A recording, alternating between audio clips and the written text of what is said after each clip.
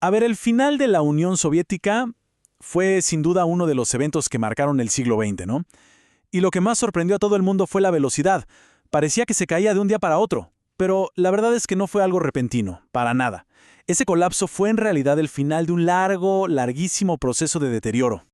Y esa es la gran pregunta que vamos a explorar hoy. ¿Cómo es que una superpotencia que parecía indestructible termina cayéndose a pedazos desde adentro? Y es que el final fue vertiginoso. Miren esto. En solo 3 años cayeron 3 piezas de dominó gigantes. Primero, en el 89, la cortina de hierro, ese muro que dividió Europa por décadas. Al año siguiente, el fin del comunismo como sistema de gobierno. Y ya para el 91, la disolución total de la Unión Soviética, un colapso a una velocidad que, de verdad, dejó al mundo boquiabierto. Pero bueno, para entender cómo se llegó a ese punto, tenemos que retroceder un poco. Viajar a la era de Leonid Brezhnev, un periodo que hoy se conoce como la era del estancamiento. Por fuera, todo se veía súper estable, pero por dentro, el sistema se estaba pudriendo. Y en el corazón de toda esta decadencia estaba la famosa nomenclatura. A ver, originalmente, este término era solo una lista de funcionarios de confianza del partido, pero con el tiempo se transformó. Pasó a describir a toda una élite, una clase privilegiada que se aferraba al poder. O sea, pasaron de ser la vanguardia revolucionaria a una especie de aristocracia estancada, a la que solo le importaba su propia comodidad y sus beneficios. El poeta Yevgeny Yevtushenko lo clavó con esta frase: nos compra con regalos, somos niños grandes y perdemos las ganas de luchar. Esto la verdad captura perfecto el espíritu de la época, una política de sobornos, de comodidades para esa élite que fue matando poco a poco cualquier ideal revolucionario que quedara.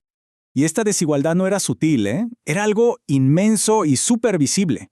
Mientras el ciudadano de a pie se enfrentaba a la escasez, la nomenclatura vivía en un mundo aparte. Tenían dachas de lujo, tiendas especiales con caviar y perfumes franceses, hasta tenían sus propios carriles en las calles, las llamadas sendas Chaika, exclusivas para los autos de los altos funcionarios. Una locura. Y claro, por fuera, los altos precios del petróleo daban una apariencia de que todo iba bien, pero era solo eso, una fachada. La economía estaba paralizada. La corrupción era tremenda, como el famoso escándalo del algodón en Uzbekistán, donde se inventaban cosechas enteras que no existían. La información que llegaba a los líderes estaba pero tan distorsionada por la burocracia y el miedo a dar malas noticias que era imposible tomar buenas decisiones. Y entonces llegó el siguiente gran golpe: la desastrosa invasión a Afganistán. Una guerra que, muy parecido a lo que fue Vietnam para Estados Unidos, terminó exponiendo todas las debilidades del sistema soviético ante los ojos del mundo. El costo humano fue simplemente catastrófico. Se calcula que durante la ocupación soviética murió 1,5 millones de afganos. 1,5 millones, y además se provocó el mayor exilio masivo de personas desde la Segunda Guerra Mundial. Y lo más curioso es que la invasión no fue un plan supermeditado. Fue más bien una reacción desesperada a una crisis que se les fue de las manos. Todo empieza con un golpe prosoviético, que impone reformas tan radicales que la gente se rebela. Luego, las luchas de poder en Kabul terminan con el asesinato de un líder que era amigo de Moscú y listo. Sonaron todas las alarmas en el Kremlin. Y es increíble pensar cómo las decisiones personales de un solo líder pueden tener consecuencias a escala mundial, ¿no? El propio Brezhnev reconoció que un factor clave fue la muerte de su amigo, el presidente afgano Taraki. Sus palabras fueron: no se lo podía perdonar. Así de personal. El problema es que el cálculo fue un desastre total. El Kremlin pensaba que la intervención sería una operación rapidita, de unas 4 semanas, y se convirtió en una guerra sangrienta que duró una década y que desangró al ejército y a la economía soviética.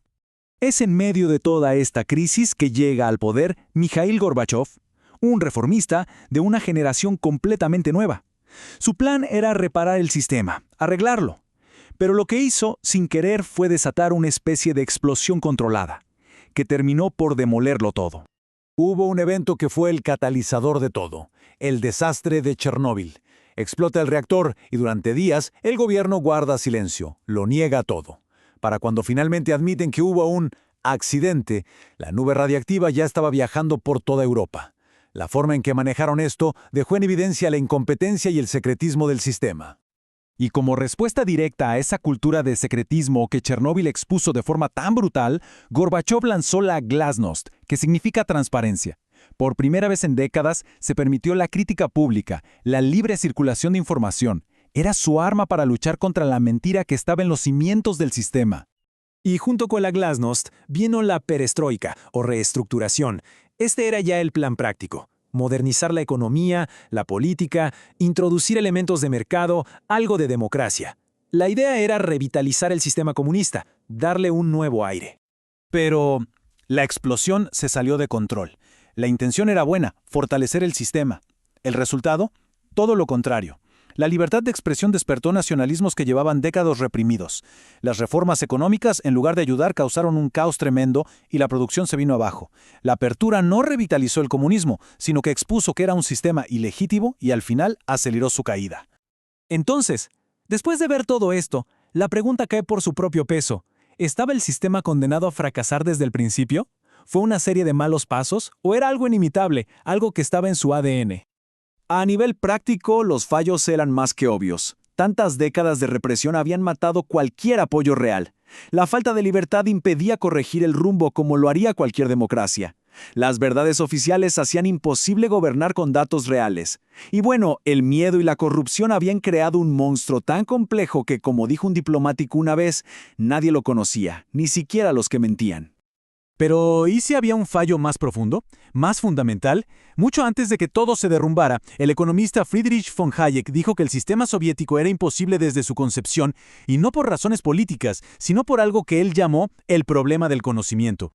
La idea de Hayek es fascinante, de verdad. Él decía que una economía de mercado funciona porque utiliza el conocimiento que está disperso entre millones de personas, y los precios actúan como señales que coordinan todo de forma espontánea.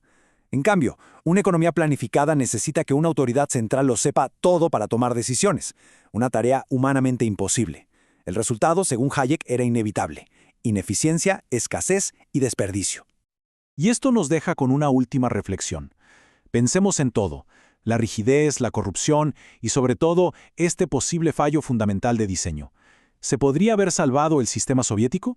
¿O cualquier intento de reforma como el de Gorbachov estaba destinado a ser simplemente la chispa que detonara el colapso final?